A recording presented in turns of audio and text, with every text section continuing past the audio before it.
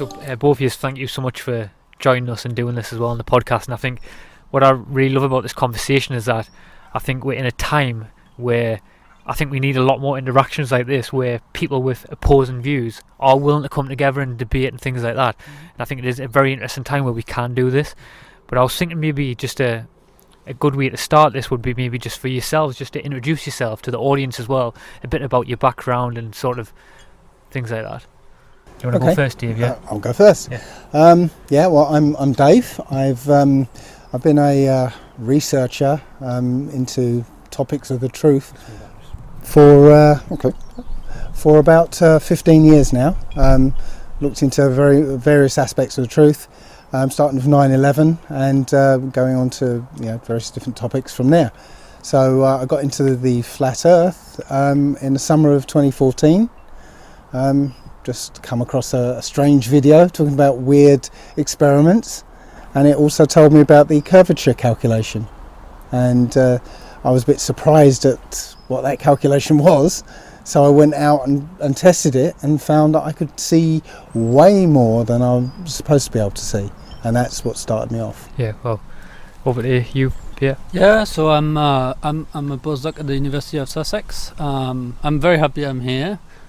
This is I must say this sort of podcast is probably not something that I would watch myself as a scientist and as a person, but of course this means that this is very different public, from the one that I'm interacting to, and of course that makes it way more interesting. So I'm actually very honored to be here, and I think as you said, we need to have more of these interactions. So for me, I am a researcher at the University of Sussex. I've been here for a few months now, since May, and I study particle physics, which is the fundamental constituent of nature, the one which we can't go any smaller by by observation, essentially. So we have, there is a theory which is essentially self-contained, which is sort of what I do in my daily work, try to see and to understand this theory. And this theory is called the standard model of particle. And so we are trying to essentially measure the free parameters of the standard model with experiments like the Large Hadron Collider, or some experiments I'm working on actually, which is on neutrinos. This is what I am. Cool. So maybe Dave, I was over to you, and I was just going to ask you maybe what some of the sort of the leading points in your mind why you think obviously the Earth is flat. Okay, leading points. Well, the first most obvious is the complete lack of curvature. No matter how much we try and find the pesky curvature, we can't find it. As I said, I mentioned the curvature calculation, which on a 25,000 mile circumference should be 8 inches per mile squared. That's the amount of drop that you should experience. So armed with that calculation, you can go out and if you have a landmark a known distance away, preferably over the sea, because obviously there's nothing in the way, you can do sighting experiments to see how much you're supposed to be able to see, and I guarantee you'll see much more than you're supposed to be able to see. So between that and the gyroscope, that's my pet one. The gyroscope has a property called rigidity in space. That means once it's set spinning, it will stay in its orientation no matter what you do with it, regardless of gravity, regardless of where it is on Earth. It will stay in its original orientation, according to space. So you get aircraft have a gyroscope. They always have a mechanical backup gyroscope in their artificial horizon. So how it works, very, very simply, is before the plane takes off, they're on a level surface, they spin it up so it gives you the true reference to the ground. So once that reference to the ground is set, then they always know where the horizon is, even through thick cloud. It's not because, as the plane sort of does its manoeuvres, the gyroscope will stay in its original orientation. Fundamental principle of gyroscopics. So if a plane is doing, let's say, 4,000 mile trip, I think that's something like 90 degrees. Maybe might be, I can't remember, but it's probably about 90 degrees, or 60 degrees, I think it is, of arc that it will make over the round Earth. So the artificial horizon should start to roll backwards during straight and level flight, but it doesn't. It tells you that a plane is flying over a plane. Now, people have said that gyroscopes have these things called pendulous vanes, which correct for the curvature.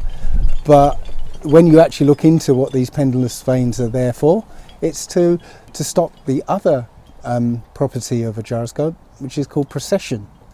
And precession can be induced mechanically by sort of, if it's a vacuum system, by uneven air or particles of dirt in the air, or it can be induced if you do too many manoeuvres.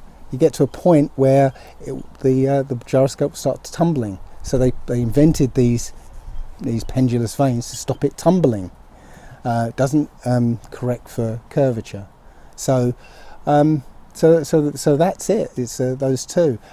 I think I've got to add as well, while I'm on that subject of planes, is that planes, its attitude, an attitude of a plane, and straight and level flight, is determined by the air flowing over the wings.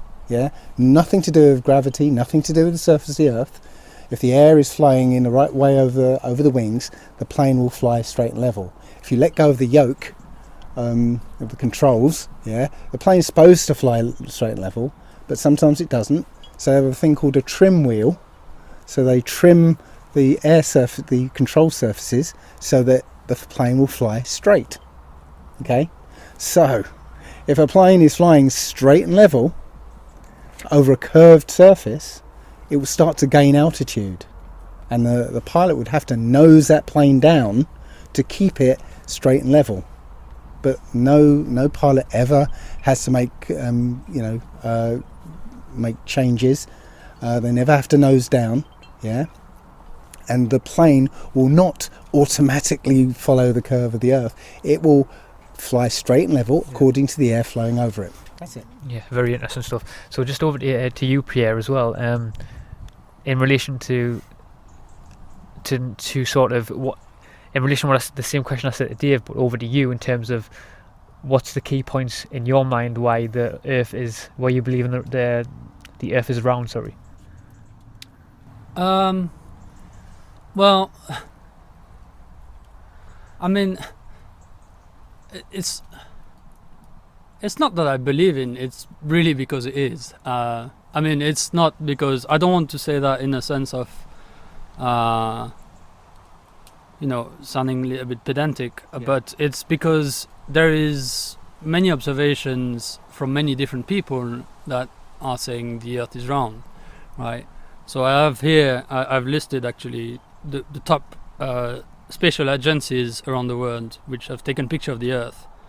So there is the Chinese National Space Agency, the ESA, the European Space Agency. So if you look on, newspapers on internet, you will find some pictures by national newspapers that have a picture of the round Earth, and that's coming from different sources, and I think this is just a good enough example, right? So a good enough evidence. So there's the Indian Space Research Organization, the Japanese space, the JAXA, NASA, the Russian equivalent Roscosmos. So I think this in itself is probably a good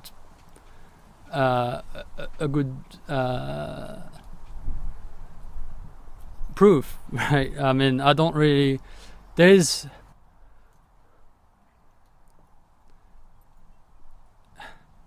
Yeah, it's a bit. So for the fact that, you know,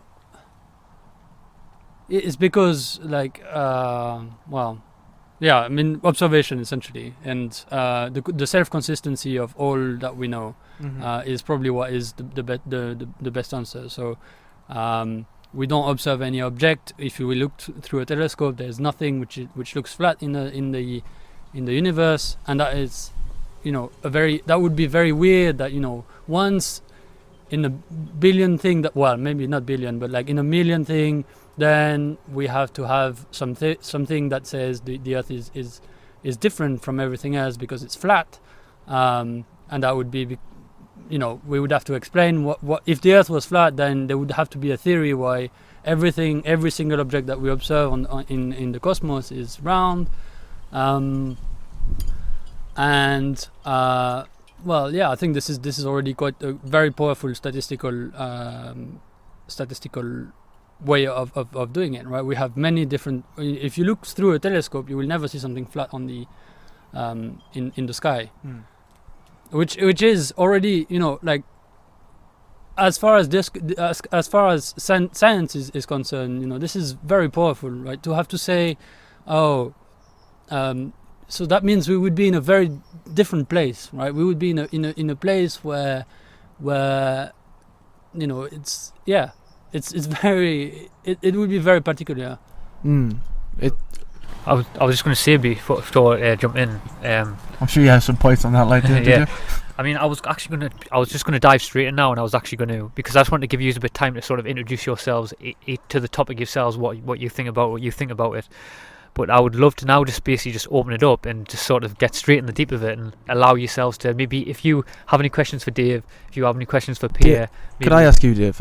Dave, what would you make of what Pierre says there about the various different space organisations that have taken photos of the Earth and it is actually shown a sphere? Right, well, the first and most obvious question is, why does every single photograph of the Earth look different? If you put them all together and look at them, every single one looks different. The answer to that is with a guy called Rob Simon, who actually works for NASA. Okay, and his job, as he describes it, and you can find this on YouTube, is creating images from data. Yeah, so he gets a load of data, and he creates a picture of Earth from this data, and you'll see that he says, you know, I have to I take the clouds out, and I have to put a layer over it to simulate the atmosphere. I have to put something called a specular highlight, where it's where the sun would reflect on the sea. I have to, you know, give it depth. I have to make, and he says how he artistically creates this image. It's called the blue marble, yeah. And he says, I don't know what it's supposed to look like. I'm not an astronaut. I've never seen it, right? But this is what I think it looks like, yeah. Now I can tell you that in every single one of these space agencies, there's a Rob Simon creating these images from Photoshop. And I think the famous line he says, it is Photoshop. It has to be. Yeah. So I'm sorry, every single one of these so-called images from space, right, are not photographs. They're composites. They're made up CGI, and doesn't matter what space agency that who's producing them, they're all getting in on the bandwagon of taking public money for, you know, and giving lies for it. Yeah. So I mean, if we look at what we have in front of us, and we would take different cameras, you know, take this one, take your phone, take somebody else's phone, take a big DCR, Nikon, super smart, cool one, then we would get a different image. I think this is really clear, right? So that means technology and what exactly we're recording on the tape is going to make, you know, the image different. And I think this is different. Really How? clear. Different how? Different how, as in the number of pixels, the internal resolution, the whatever objective you put on Colors? What do you mean? The colours be resolved differently. Yeah, the colors be resolved differently Size because of continents change. Huh? Size of continents change. Well, it's different space. Well, Different space, different. in different. You know, you could take it in around different place, and then right. This is my hand, right? If I look at it in this way, then it will look different, and I'll take a different picture. I didn't say different in orientation. I said different size. There's. But it looks different in the size, right? Like if I have it very close, and if I have it very far. Yeah, but in relation to the Earth, the size of the Earth, yeah. We've got multiple pictures of the United States, for instance, where they're different sizes on the Earth. Yeah, we've got things like pictures of Australia, yeah, from daytime and nighttime with exactly the same cloud formations above it. You know, like clouds do not move apparently. I particularly have a picture, Galileo, which is taking the 25 shots over 25 hours showing the rotation of the Earth. Right. Well, there's some very particular cloud formations on it, yeah, that don't move over 25 hours, yeah. But I've also found a picture taken supposedly of Antarctica from space with exactly the same cloud formations, yeah. Which they're using a cloud map. So I'm sorry, what? So if I had to do this, right? If I had to make clouds, then I would use a random number generation, and there would be no possibility of having the exact same clouds. What I think is happening is, it looks quite similar, but to be honest, I also have the impression, as you said, those images can be photoshopped, then I think you might be looking at Photoshop pictures as well. Sure, but go to NASA, download their big blue marble image, and then you'll find on that image what they call clone stamped clouds. Yeah. So in Photoshop you have a tool called the clone stamper. Yeah, where you sample a part of the picture and you can stamp it in various places. Yeah. So you'll find that most of that image is made up of clone stamped clouds. You can get it, download it yourself and find it. You know, nature doesn't create sort of multiple versions of the same cloud. Yeah. So sorry, I was just going. You go ahead, right, Ed. I just also the other thing about the blue marble. So I don't know what is blue marble, but there is also a whole part of science which is very important, for me and for the weather forecast and all of this, is predictions and model building, right? So I'm not sure what is exactly blue marble, Matt, but I have this impression that you're talking about some people trying to replicate, the behavior of the Earth, the behavior of like how clouds are moving, and how sort of like the system of the Earth, right? And that is, at the end, that gives us something which is probably really close to what we know as the system of the Earth, round us and something like that. But this is just a model simulation, and the reason why we do that is we want to like try to infer what is going to happen, for weather, what is going to happen for climate change and things like that. So this is, there's, science is about trying to understand what we see, right? So there's the whole part which is observation, and we have to observe what we see and taking data. But there's another part which is we have to predict which model can actually fit this data, can make it look like what we are seeing, right? And this is what the whole area of model building. And I'm not surprised that there is somebody like that in NASA who is actually whose job is actually to like make the Earth, create a simulation of the Earth, right? Because this is what is being used. We want to have that, right? We want to have this sort of things and have a complete understanding, because if we can simulate it and then observe the exact same, and take a picture and take the exact same picture as what we've simulated, then that means we have a complete understanding of the system. We're not talking about a simulation, okay? in 1972, the only image that's supposedly a photograph of the Earth, was taken by, I think it's Apollo 17, right? It's the only one that is ever acknowledged to be an actual photograph.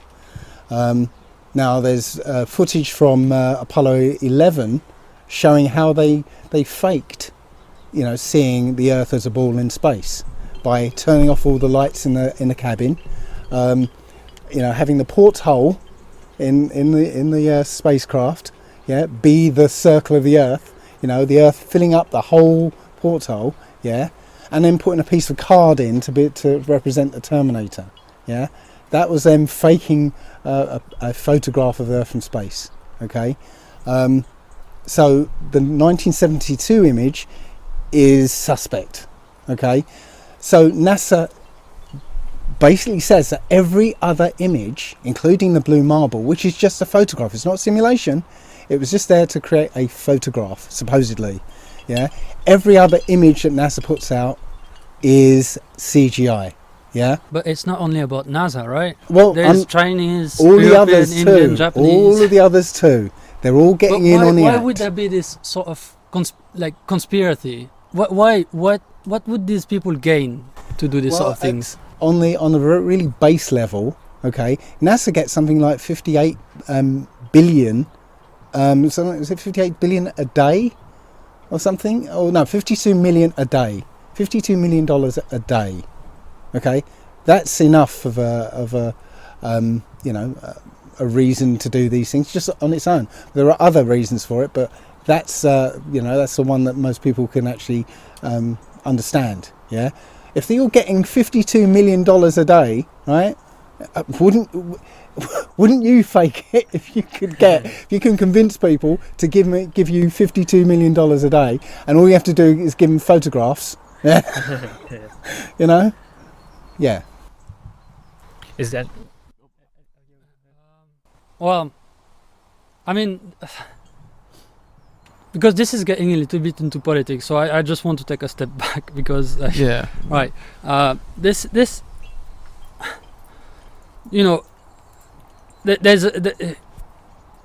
what would it prove for me to convince you of the inverse, right? Because if you told me, right, we have, and I'm going to look those up, right, the gyroscopic effect, etc.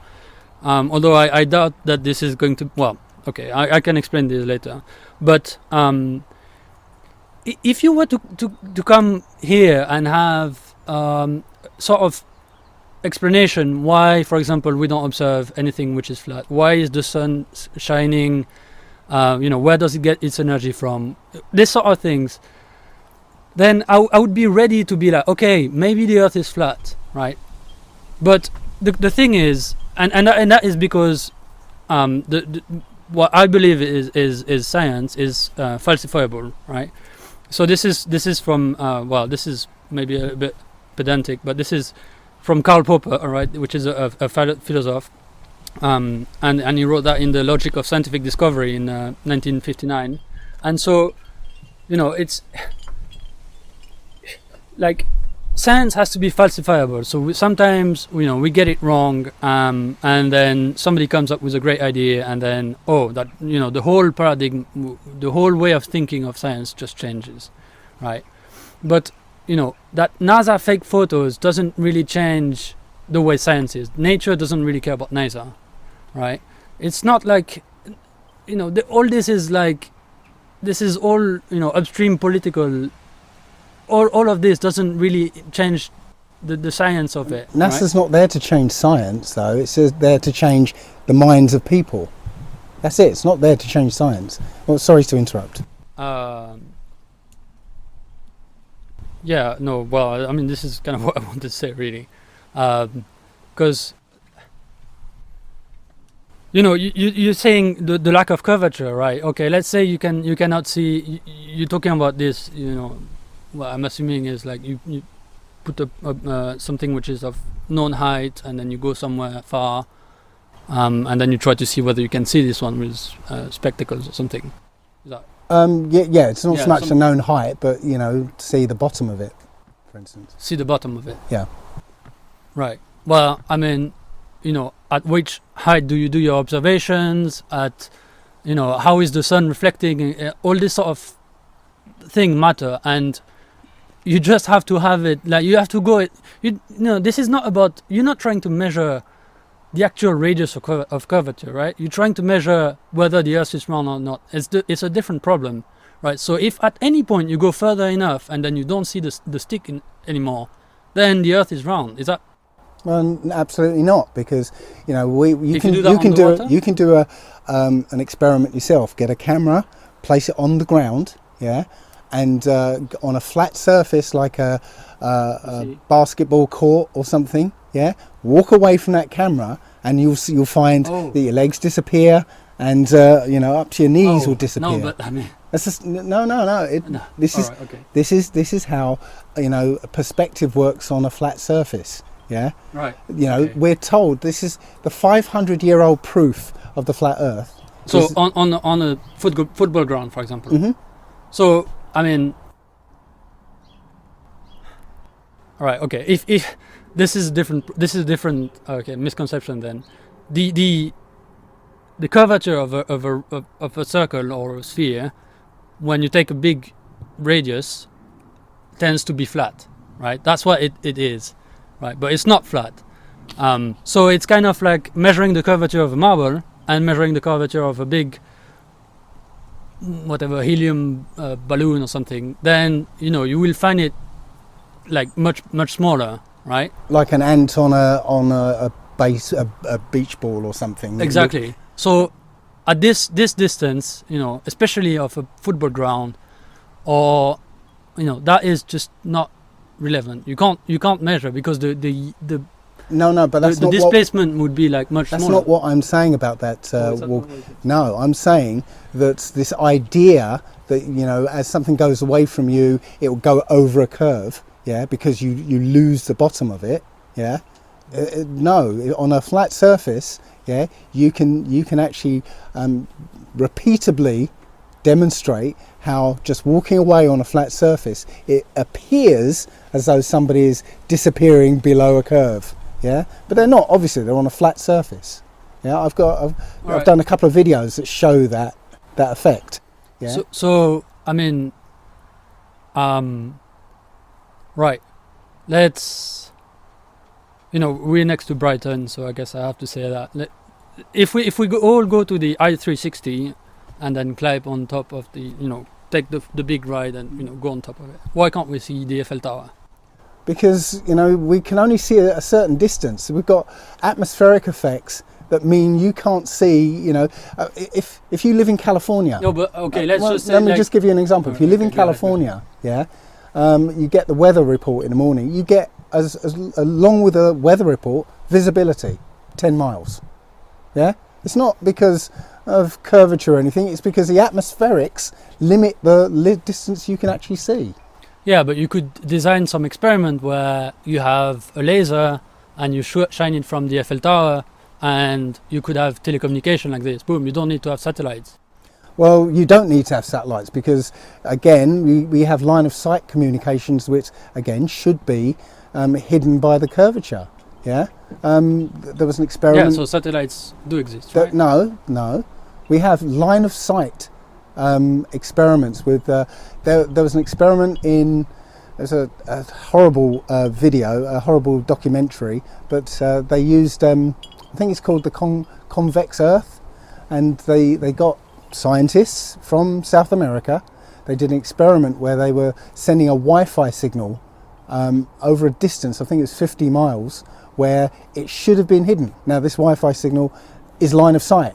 Yeah, if it's blocked by anything, you won't get. Where did the Wi-Fi signal go?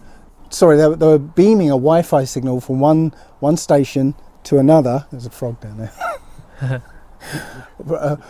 Beaming a Wi-Fi signal from one station to another one 50 miles away, right? The curvature should have blocked that signal. It's Wi-Fi, line of sight, yeah? Well, it depends on which height did this... Radio, it's line of sight. It can't go through the Earth. Yeah? No, but it depends on which height you they were doing broadcast, right? the height is taken into account. You can go online and get the Earth curvature calculation. One of the parameters you have to put in is your eye height. Yeah, so it's taken into account. Okay, I've got pictures of the White Cliffs of Dover from Calais or Boulogne. I can't remember. Boulogne, I think it is. Yeah, it's 31 miles away from the White Cliffs of Dover. Yeah, the eye height is 30 feet. Yeah, that's where the picture was taken. And with the Earth calculator, the cliffs are way higher than that. I know. But with when you can you plug see the base of the cliffs? When you plug those figures in, yeah, it should be 353 feet should be hidden. Yeah, the cliffs are 350 feet. Yeah, and yet from that picture you can see the base of the cliffs. You can see all of the cliffs. Yeah. What I'm saying, I'm not making stuff up here. Any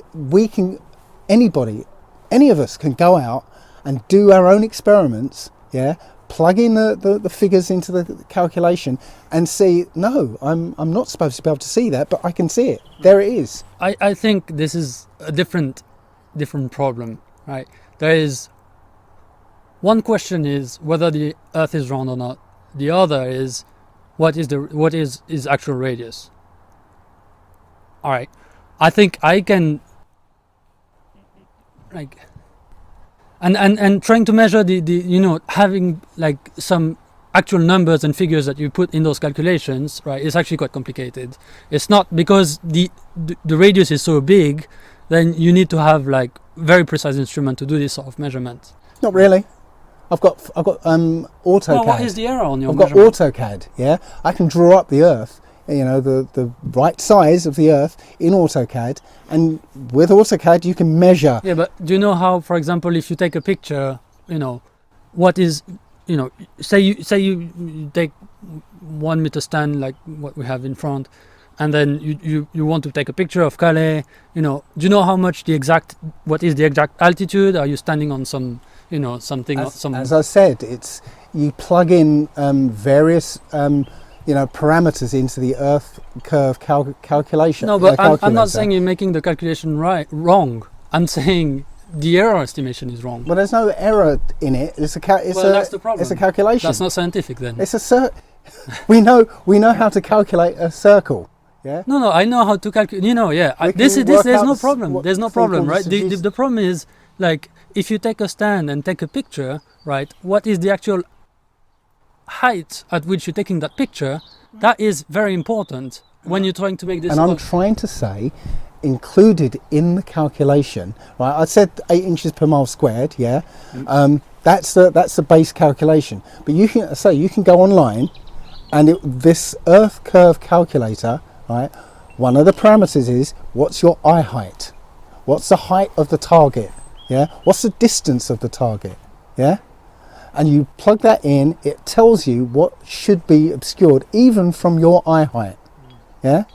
And again, you can take that into consideration. But what is the error on your eye height? Like, what is your error? Like, what is it? Plus or minus 10 centimeter? Is it plus or minus 2 meter? Is it plus or minus? Where are you standing when you do this sort of calculations? Okay, when you do the calculations, you go to sea level, because as I said, most of sea level. But you have tides. What do you actually stand on the beach? Sea is level, no matter where it is. Yeah, the sea. That's why it's called sea level. Yeah, water finds its own level. Yeah, but so if you go down to the beach, and you measure up from sea level, no matter what the tide is, because the water's going to be level. The tide is the same opposite. Right, it's going to be right. So the height above sea level, right? So then you can do. So I would say there is at least 2 or 3 meter in errors in the sea level. Okay, let's assume you're right. Let's assume you're right. 2 or 3 meters. Yeah, difference. but your eyes. What is your eye height? Right, the eyes is that. Sorry, I missed what your eye height. Yeah. Right, is 1.5 meter or 180 centimeter or something. Okay. Right, so the error is already bigger than what. No. Is that not true? No, because as I said, you plug in the actual eye height. You measure your eye height above sea level. Yeah. That's one of the things you do to get the right value. Okay, you include the eye height. okay, it calculates what that curvature So your should. eye height is in between 0 and 3.5 meter. It's Because you have in bet- waves and you can't measure exactly where you're standing on the beach, exactly like where is the actual sea level. the actual sea level is where the water is. You Water have waves, right? water finds its own level. Are you saying that No, I can't I'm not measure? saying that. I I'm can't not, I'm not measure saying it. that. I'm just saying that, you know, if you go, where do you stand on the beach? You know, where, like, it is like, all I'm trying to say is that there's like Here's the doing- sand. no, here's no, the water. You measure from where all that. I'm trying to say water is bit is like for this sort of measurements, right, which are actually required to be quite precise, Okay. you need to have proper error estimation, the error that you're making on every single thing that you want to measure, right, that you're trying to measure, and that is how you're going to make it. And if you do that, well, I can guarantee you that you're going to find that you can see the over whatever you want. Really? Yeah. So You will find that is inconclusive, essentially. yeah, no, that's what you're saying, yeah. But, Yeah, I mean, but as I said, we can go out. You can go out, and with you know, unless you want to do the scientific thing and fudge the figures, yeah, add in a constant, yeah, which you know, scientists will want to do. Oh, yeah. I mean, Add in a constant. Let's add in an error constant. And we can see. The error constant is No, inherent into science, right? We can't do science if there's no error calculation. That's just I'm sorry. we If, have to have that. If we have a circle, right, we have a point above the circle. You know, we have known I'm not distances. saying that the There's no error. I'm There is no not I'm error. not saying that AutoCAD is wrong when it's calculating the circle, the radius of the circle. I'm saying when you take you take your measuring tape, that might be a little bit wrong. Again, water finds its own level. So where the water is at my feet is the same place the water will be. You know, that's why you get like you can test this with a clear tube. Fill it with water. Yeah, you sort of mark where it is. You know, in one place. Take the tube half a mile away. Yeah, it's going to be exactly the same place. Right? Water always finds its own level. Right? So you know, if I'm measuring from the water here, it's going to be the same wherever. Yeah. Is there any other maybe any other questions you would like to ask each other as well? Maybe just draw a line on that one for now. I would like to address saying that you know, why is the Earth flat and everything else in the sky round? Yeah. Now Pierre said that you know, you've looked through the telescope and you've seen spherical objects up there. Yeah. Mm-hmm. Well, that's where I've got a problem, because you know, it takes two eyes to render 3D. Yeah. So if you're looking at something through a telescope, you can only see it in 2D. It's a blob of light. It's not spherical at all. If you see anything spherical with one eye, right, you're making that up. Seriously. Right. You can only render 3D with how two would eyes. that look like then? What I'm How saying would that look is a like? We blob would of have light. to have, like, in this extreme, maybe this weird configuration where every single flat object that we observe is looking straight down at us. I'm at not the perfect saying angle, right? I'm not Otherwise- saying things are flat. In the stars okay. and what we call the planets and whatever are flat. I'm saying they are lights. Yeah. Have you ever heard of sonoluminescence? No. I haven't heard. Sonoluminescence is when you pass ultrasonic sound into a liquid. Yeah. You get it at a precise frequency. What happens is bubbles, it's called cavitation, bubbles will appear and then collapse. And as those bubbles collapse, it emits light. And you literally fire this sound into water and you get a light shining like a star. They call it star in a jar. Yeah. It's not a round light or flat light or no, it's a light. Okay. So up there are lights in the sky. Yeah. And they're not spherical, they're just lights. But even if, you know, you categorically said no, they're spheres, you know, if you've got you're on a basketball court and there's lots of basketballs, you know, is the court supposed to be a sphere just because there's all these basketballs around? No, this is a special place. No. This is different, right? We've made the basketball and we've made the tennis court, so that doesn't apply, But right? somebody made something this place. something which is mediated by, holds together with gravity is always wrong. Sorry, gravity. Oh, That's another. okay, right. That's another topic. Okay, yeah. I mean, go ahead, because I'm not sure. Because well, maybe I'd have to explain that. But on a flat Earth, right, if there is a gravity, then you're attracted towards the center of mass, and the center of mass is in the center of a disk. So it's like literally, in the center of the disk. And as you move, on the side, then if you're attracted towards the center, then that means the gravity starts to pull you, in a slanted way, essentially. So you'd have to like sort of climb towards. It'd be harder and harder to get to the poles, for example. Okay, That's but that's only, according to a theory of gravity. Which theory are you talking about? Because it sounds very much like a Newtonian to me. yeah. Right. Well, This is Newton has been proved to be absolutely and completely wrong. Right? Just Einstein came along and created a different model, not based on mysterious forces between two objects. Yeah, there's no mysterious force. Einstein says it's a curvature of space-time. Yeah. Now, both of these theories are there solely to allow this tendency of something to fall to the ground when let go. Yeah. Allow that tendency to make it possible for somebody to stick on the bottom of a ball. That's the only reason there's these theories. Stick in the bottom. I didn't quite catch. Well, the question a child asks, the very first question, what about the people in Australia? Won't they fall off? Well, these theories of gravity are only there to allow, right, this tendency for things to drop when you let go of them, to allow for people to be standing on the bottom of a ball. Yeah, we don't see any evidence of gravity. Yeah, gravity is supposedly a weak force. Yeah, the weakest out of all the fundamental forces, apparently. Yeah, overcome by magnetism. So, and Overcome. by magnetism. But what does that Well, mean? the standard experiment or demonstration of how weak gravity is that somebody will get a magnet and lift up a load of paper clips and says, well, this magnet is overcoming the force generated by the entire planet. Yeah. So it's stupid. It really is. Here's an experiment, okay? But I didn't quite catch how that would make gravity. Well, let me a false force. let me show you an experiment. I mean, I think this is quite important, right? Well, this is where I was going. That something is weak doesn't mean it doesn't exist, right?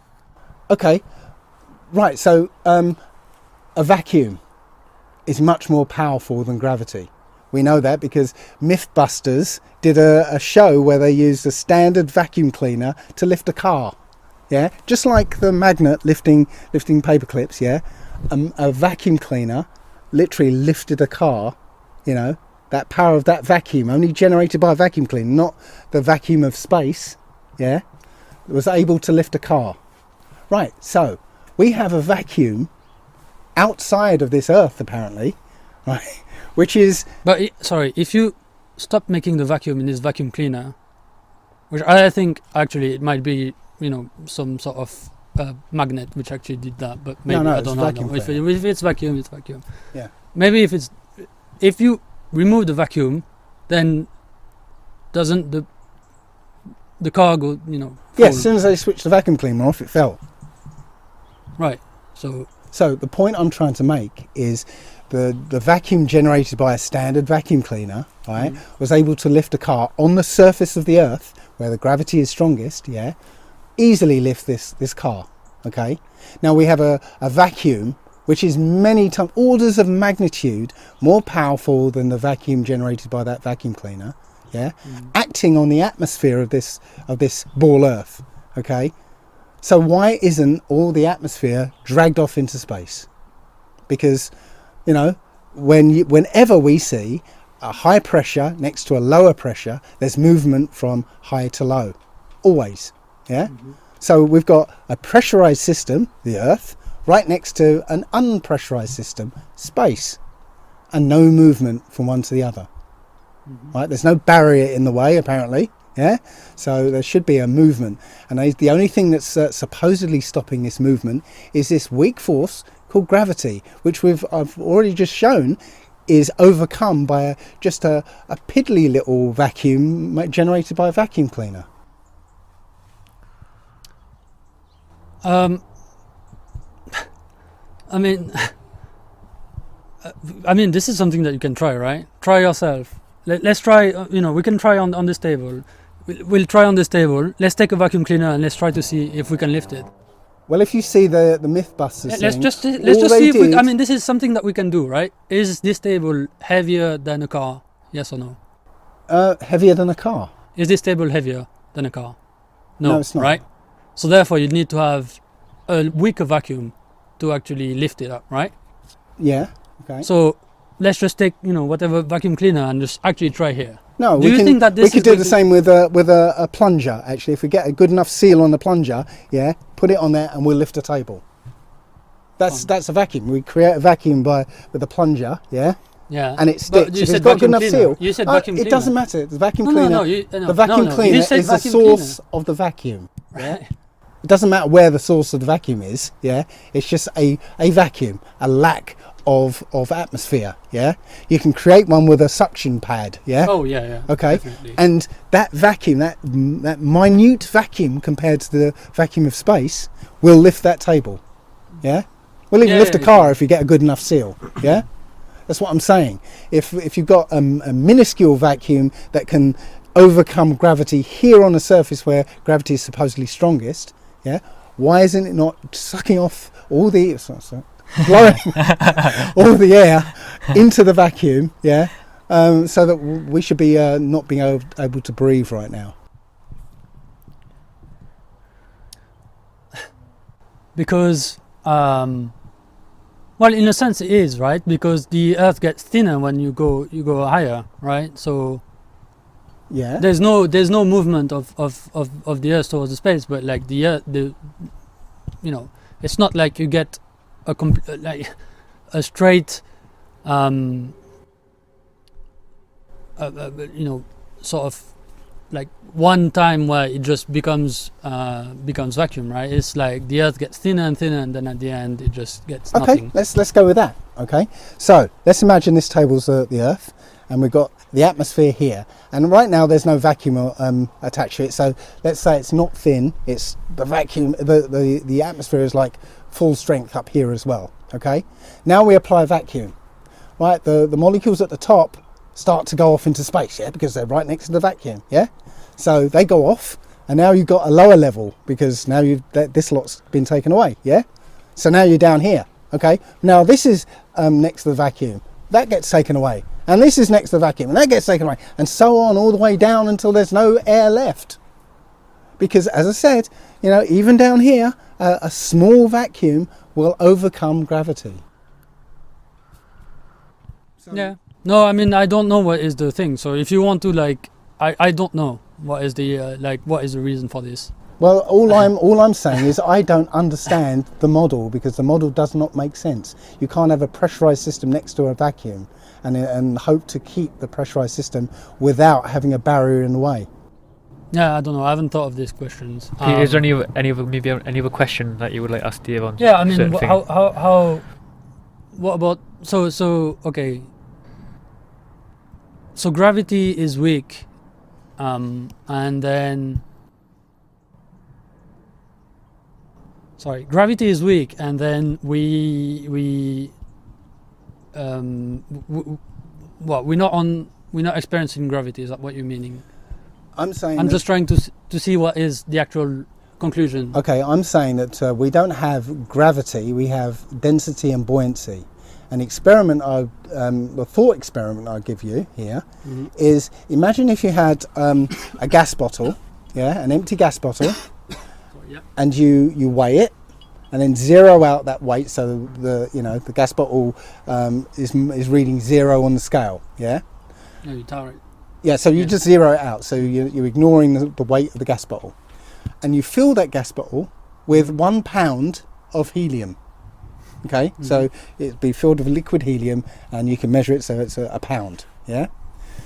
Evacuate that helium, that pound of helium, into a balloon. Hold the balloon and hold a pound weight.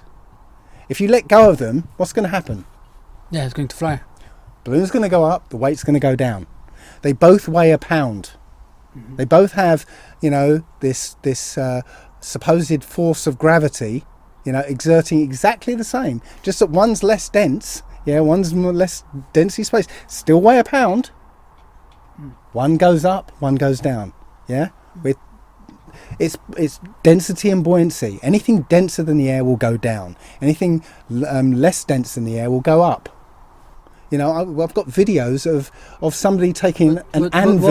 What is that saying? Like, is that saying that gravity doesn't exist? What is it saying? Because this is gravity, of course this is right? Like, balloon fly up. No, I'm saying a pound weight just happens to be the helium.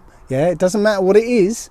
Yeah, it's just that the helium is less dense than the air. But it still weighs a pound. That's just still weighs a pound. That doesn't. I'm trying to understand what is the actual conclusion of this, because you're trying to give me some explanation. What is gravity, or you're trying to tell me like why is gravity so weak? But that doesn't explain me. What do you do? Like, does that explain us like how? If we go on to the poles of the Earth, we get like non-uniform gravity. No, right? We don't see non-uniform gravity. Yeah, right. Yeah? That's the reason. So that is a good reason why the Earth is not It's just your model. Your model says we're on a ball, and it's gravity is pointing to the centre of the Earth, no matter where you go. I'm saying, we're on a flat plane. Gravity. There's only one down. There's only one down. There's one direction, which is. And there's one one sort of fundamental direction, which is down. Yes. Okay. And it's governed because of density and buoyancy. Yeah. Okay. That's it. And if you went to the Einsteinian model, the Einsteinian model is a curvature of space and time. Yeah. So you have a massive object, and it's curving space, so that if you try and go past it, space itself is curving towards the Earth, say, and you try and go past it in a straight line, you'll curve towards the Earth, and that's why it's not really a force, it's literally a curvature of space. Yeah. Well, that's really interesting, but what actually causes the movement? Yeah. Sorry, what the movement? The movement. No. Einstein's describing a curvature of space that says if you try and go in a straight line past the Earth, you're going to curve into it. Yeah, you're still going a straight line. It's just that space itself is actually curved. Okay, that's his model, right? No, so you're going to be deviated. Like you're going to have a deviation from gravity, right? No, that's what I'm saying.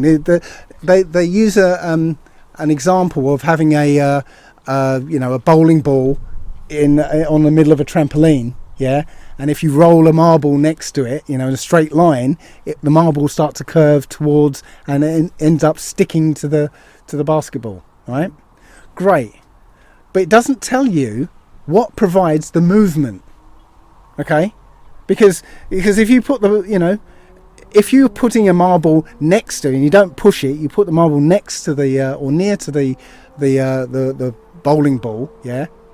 Well, in that model, it's actually gravity, the fact that we're on Earth and there's a downwards direction, that's providing the movement. Yeah? Well, I'm saying that Einstein's saying it's just lines of space. It's not telling you what's providing the movement. If I drop something, right, well, the lines of space say that, near the Earth, everything's going to point downwards, yeah? So if you try and do... But it doesn't tell you why it's going to move. Can you see what I'm saying? Yeah. It's telling you about how space is curved, but it's saying there's no explanation for the actual attraction or the movement. When I let go, right? Well, if I was to throw it, it will follow a line of space that way, yeah? But if I let go of it, what's causing the movement? So the reason, so this is actually quite a complicated question, and I think I know the answer. Right. The reason is because you are considering a 3-dimensional space, right? Well, 3-dimensional space, which is of course the reason, that's but where you we need to live. of course, but there's also time, right? And if you calculate the actual distance, right, including those 3 dimension plus time, then you will find that it's not moving. Sorry? Because no, it is it's a bit of it's a mathematical. Well, I don't know if it's right. It's so the right. So this you're referring as the fact that there is a curvature on space and etc. And then the light when it's shown, then it gets deflected, right? Yes. So, yeah, I mean, this is because we are thinking as time and space as being completely 2 different entities, and in fact, if you're calculating the displacements according to essentially the time and the space, then that quantity remains constant. So it's a bit of a mathematical, well, I would say trick, but it's just, it is like that, really. Again, as I said, if you had the bowling ball in the middle of a trampoline, deflecting the trampoline down towards the bowling ball, yeah. Mm-hmm. Well, let's say it's in space. Let's imagine there is space, yeah, and that trampoline is in space away from the Earth, okay?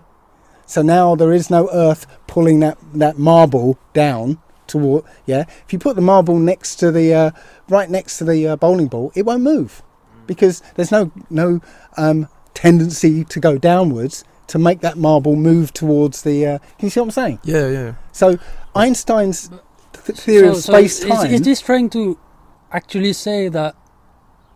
Because I mean, we see stuff falling on the Earth all the time, right? Yes.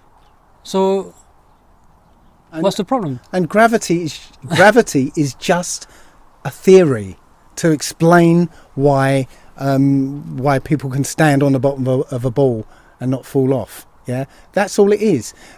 I'm trying to tell you that these theories don't work. Yeah, the curvature of space-time, allows for moving objects going near something where it's deforming space-time. Yeah, a moving object will go towards it. Yes, fair enough. But if that object isn't moving, there's nothing in Einstein's model that will account for the actual motive force, the actual thing that causes the object to move. Yeah? Does that So in Einstein theory, the object doesn't move. That's what I'm trying to say. But I can grab your pen and drop it and it's moving. Yeah, because it's because some time component. Sorry? Because the way you're calculating distance is different than the way Einstein calculated distance. Oh, so I'm only... It's just, so when I drop it, it's just an illusion because I've done my sums wrong. Is that what you're saying? No, No, I'm saying the way you calculated the distance, which is, probably X, Y, and Z, is just not the way Einstein calculated distance. He calculated with the time. And if you do that, then you will find that this one doesn't move. Okay, well, I'm sorry. I'm sorry, that's just blinding me with bullshit, I'm afraid, because that makes no sense to me. I don't know if I've made myself clear on what I'm talking about. The lines of space-time. Yeah, I mean, Einstein theory is really complicated, and I'm probably not the best person to explain it. But I'm pretty sure that this is the way this was done. That you have to, if you want to talk about gravity and potential of attractions, then you have to actually take into account the time component. Right. Well, shall we move on to something else? Okay. Yeah. Is there anything else? Any question that you want to really ask each other? That's something on your mind? No, I'm. So what else? Yeah. All right. Okay. So we have this direction which is downwards. Where does this come from? As I said, buoyancy and density. Yeah. Normally, if you get an anvil, yeah, one of those big metal anvils, yeah, and you let go of it, it's gonna hit the floor pretty quickly. Yeah. If you get a metal anvil and drop it in a bath of mercury, guess what? It floats. Doesn't go down. Yeah. Somehow it's. But that's not a theory, right? Do you somehow agree that the this is mercury. not, no. Like you're getting examples, right, of what we see and we can observe, but that's not an actual theory I'm of sorry, why we I stuff think flowing that's going what down. science is, isn't it? No. You observe stuff. No, we observe make- things and then we try to explain it with some sort of mathematical concept. Why is stuff going down? Not mathematical concept. Or Mathematical like some is theory. just a tool. What I'm well, saying. it is. What I'm saying is that I'm seeing effects. I'm giving you an explanation, right? What is the Density and buoyancy. Anything more dense than the air is going to go down. Anything less dense than the air is going to go up. That's it. You don't need a mysterious force or a curvature of space-time to explain it. The only thing, if you that you do need a curvature of space-time or mysterious force, is to explain how people can stand on the bottom of a ball. Okay. Yeah. Okay. I mean, yeah, but okay. Well, all right. Next topic. No. I guess. mean, like. I mean, if people are satisfied with this sort of explanation, then I guess it's fine. But like, that doesn't still explain. That explains why stuff should float, right? Buoyancy. Density explains why it goes down. According to what? Like, Well, what is like? I don't understand. What is the actual force that makes us go down? That makes my pen go down? It's not. Doesn't need a force. It's What is- density. It's just, you can see the same thing. If you get just a balloon with air, yeah, put it on water, it will stay on top of the water. Yeah, but there is an actual equation that can calculate the buoyancy of something, right? A boat floats on the water. Because of balloon density. goes up. Because Right. of density. No. There is some actual mathematical concept that can say, oh, it's the pressure of the earth and the pressure of the water. Under It's the pressure of the medium. right. Around the. Which is different, in the case of a balloon, from the top to the bottom and etc. And that makes it, go up. But there's no theory that say what is this stuff making it go down, which is what gravity gives you. Well, right? if you accept that a less dense object, something less dense than the air, will go up, then you've got to also accept that something more dense than the air is going to go down. Right, let me try to continue then. So it's more the air is more dense on top, and then therefore it's less dense on bottom, and then that makes us go down, and then you can calculate like some sort of negative buoyancy or something. It's like it's more simple than your calculations. It's very simple. If you fill a balloon with water, and put it in the water, it'll have a neutral buoyancy. It'll just kind of float. If you fill it with a liquid like light oil, it will float. If you fill it with heavy oil, it will sink. It doesn't need calculations. I agree with this. There's no problem with this, right? Like stuff floats on the water and balloon go up. There's no problem with this. The problem is, how do stuff stay on the ground? I just fail to understand it. I'm sorry. Because that pen is more dense than the air around it. Yeah. Okay. So now the air cannot. How does the air? The air cannot support it. Yeah. The air can no longer support it because it's heavier than the air. It's denser than the air. Yeah, I've already explained how heaviness doesn't come into it because a pound of helium and a pound of iron, will go in two different directions. Okay, one more topic maybe. One more question. Yeah. Do you want to ask Pierre one question or anything? Well, not really, because the difference is I grew up in the same model that Pierre lives in at the moment. Yeah, I understand. I actually spent ages learning Einstein, because I thought it was real, so I know the model that you're living in, unless you, that doesn't make you right. That doesn't give any credit to what you're saying, right? Like whether you know what I know or you don't know what I know. This is just let's just agree that this is just a rhetorical. And it doesn't really change anything. So yeah. Yeah. Oh, again, I'm not saying I'm not trying to disparage you or anything. I'm just saying that I understand your model. So, so far nobody's actually come to me with something I've not heard before. Yeah, it's because we've all grown up with the same model. You know, we've all grown up with this. Yeah, and all I'm saying is, when you look at it, that model doesn't make sense. You know, you can paper it over with lots of calculations and mathematics, but fundamentally it doesn't make sense. Our senses tell us what this Earth is. Yeah, it's our eyes tell us it's a flat surface. Our senses tell us we're not moving. Yeah, and before anyone says, you should only feel acceleration. Well, when you're moving in a circle, that's acceleration. You're always constantly accelerating in different directions, so you would feel it. Yeah. We don't feel it. We're being accelerated in several different directions all at once. Yeah. Except if this acceleration is really small and then you couldn't measure it, right? Well, I don't know, 1,000 miles an hour, rotation of the Earth, 67,000 miles an hour around the Sun, 400,000 miles an hour being dragged along by the Sun. No, those are big numbers, but when there's a big radius, that doesn't, 400,000 miles an hour. Yeah, no, I mean, this bigger than the radius of the Earth. Yeah, I mean, and there is, 10 to 25 atoms in this stuff. These are big numbers, but that doesn't make it.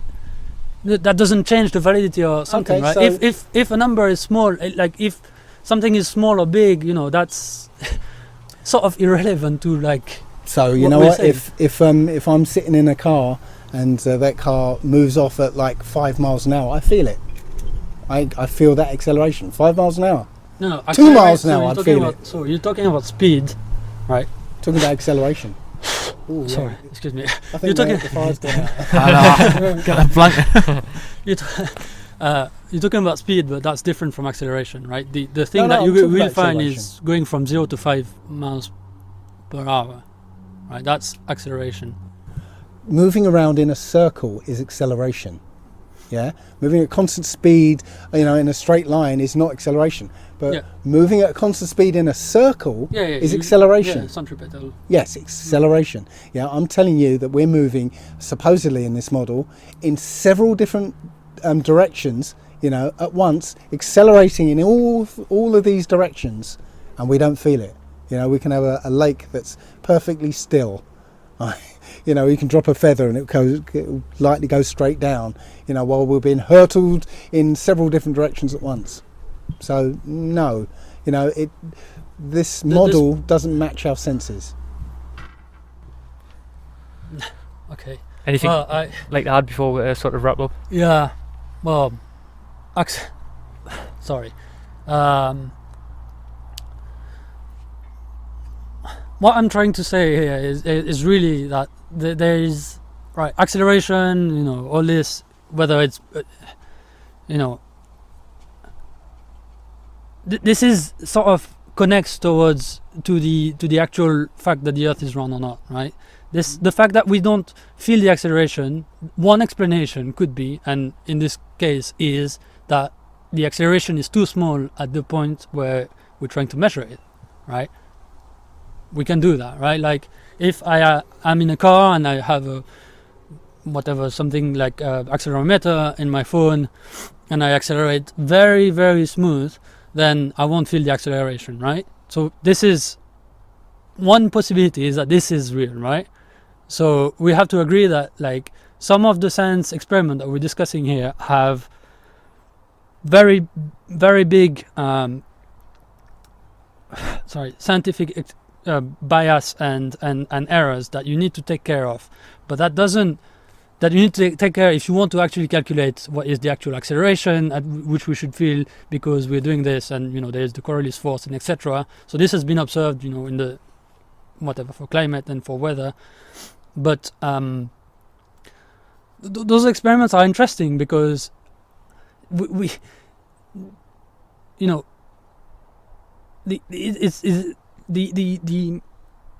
the person who is measuring it, or who is measuring these sort of things, has to take care of the uncertainties. So whatever you're measuring, whatever is been it's not about the radius of something. Radius of something is that's everybody knows. All those equations. People know exactly what is the.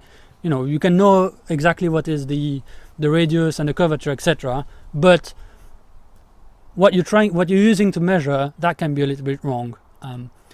And I'm sorry, and having and making mistakes in those measurements is, somehow it's a different answer than answering whether the Earth is round or not, right? So it's are you trying to if you're trying to measure the actual acceleration, then you need to have a very precise apparatus. If you want to prove that the Earth is round, is round, then maybe you need to have a less precise apparatus, right? And the fact that you can't see further away, the fact that if you see, we've discussed about this already, but these are different questions in science, right? Trying to measure the radius of the Earth and trying to determine whether the Earth is round or flat. That's, in a sense, that's a very different question. So, yeah, we should be careful about that. That's kind of what I want to say. Well, you also mentioned the Coriolis force, which is interesting because it's not a force at all. It's an effect.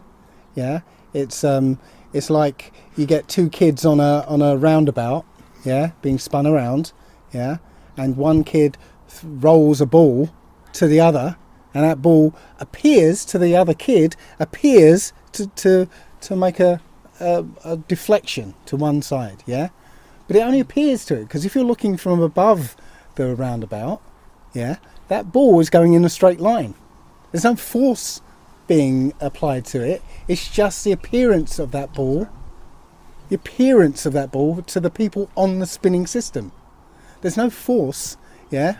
So the idea that this Coriolis effect, yeah, can change the direction of hurricanes, yeah, it's a lie because there's no force involved. It's just an effect. And they just made this idea of a force, calling it a force, so that it might sound like it will affect the course of hurricanes. Yeah, that's it. We don't observe a Coriolis effect. They say that snipers have to account for the curvature of the Earth because of not curvature of the Earth, but the movement of the Earth. Yeah, because it would deflect the bullet one way or the other. But no, we don't see it. The only reason that bullets sometimes do follow a slight curve is called the Magnus effect, which is bullets are fired from a rifled barrel, which make the bullets spin.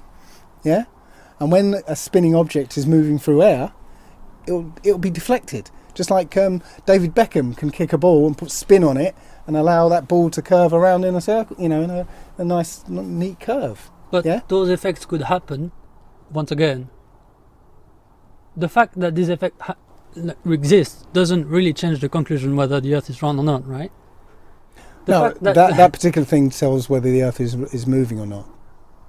Well, sorry, moving or not. Yeah, well... this sort of thing could happen, right? Well, you get the Magnus effect curve. If the acceleration was small enough so that you couldn't see it at a distance of... You get the Magnus effect curve. It doesn't matter which direction you shoot in. You would only get this Coriolis effect if you shoot north or south. It's only north or south when you get the deflection. Yeah, so you can get both, right?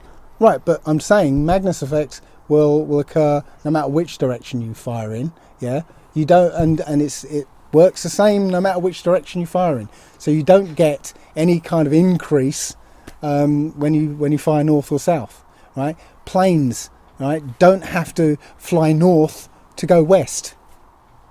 Yeah, to take into account of this, the Earth is moving. Yeah, so no, it's sorry, I know.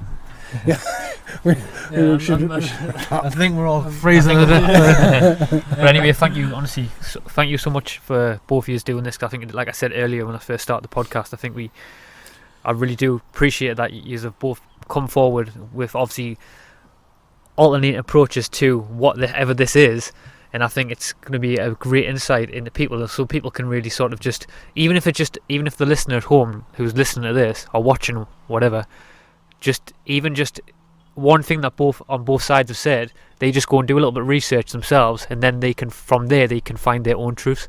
So I want to say thank you so much for both of you for doing this. I really do appreciate it. Yep, thank you. Thank you very much. It was very interesting to talk with you. Thank you. Yeah.